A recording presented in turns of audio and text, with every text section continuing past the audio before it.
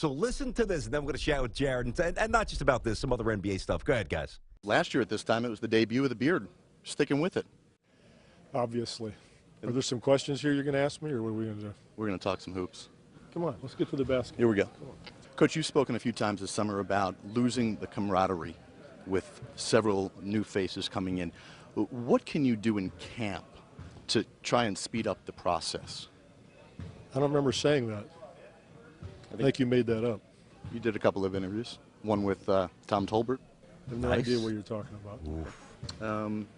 You obviously know LaMarcus Aldridge from having to scout him many times over the years.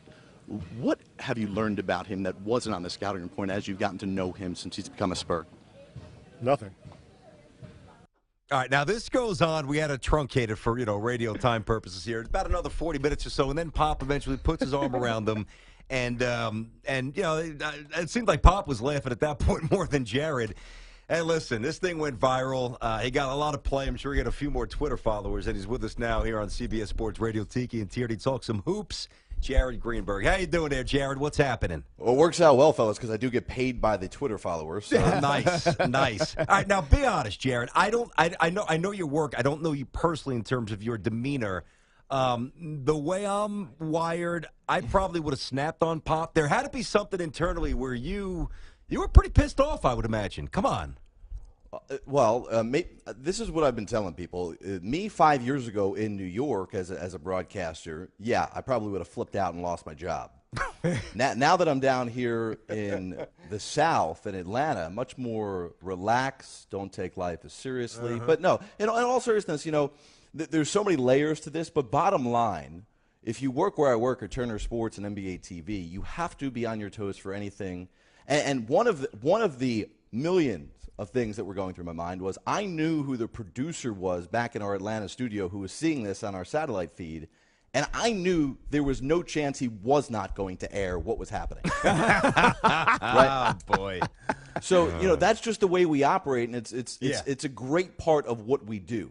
And I understand people, and I appreciate all the support people have given me, and they want to trash Pop, but, you do need to hear the part where he goes, I'm just kidding. I need to get myself in midseason form.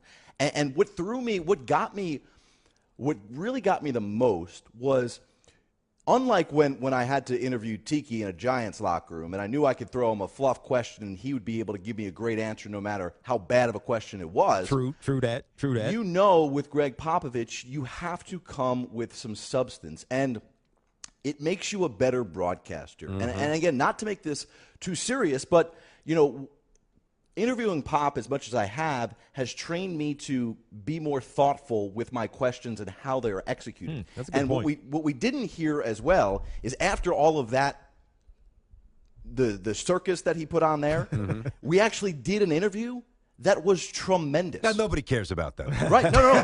No. But that's my point is that that's what threw me is that I couldn't figure out what was happening because I knew I wasn't asking him questions he does not like. Yeah, you weren't asking him dumb questions. Yeah, but Jared, here's my only problem, all right? Yep. And Tiki was off yesterday, and we played the whole thing. And, not that you need me to fight your battles, but I certainly had your back nationally because I thought it was wrong of Pop. And I hear what you're saying, and I watched the whole thing, and he had fun. And okay. If he was serious, though, BT, he wasn't serious. I get that. But here's where I think he put you in a bad spot. Now, lucky for you, you were quick enough on your feet to recover.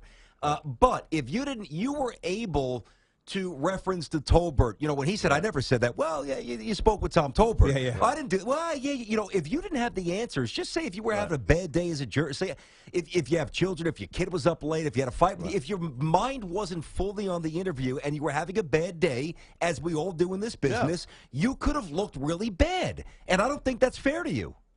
Well, you know what, though? I need to be on my A game. And, just like we would attack him if he, calls a timeout in a game and didn't have one or didn't realize, had bad time management or whatever, we get all over coaches. It's part of my job to be prepared. In the interview that you didn't want to hear, the good interview, well, I also knew him and his wife were coming up on their 40th wedding anniversary, and he wasn't sure that it was going to be that number. So, I mean, that's just part of my job and what I take a lot of pride in.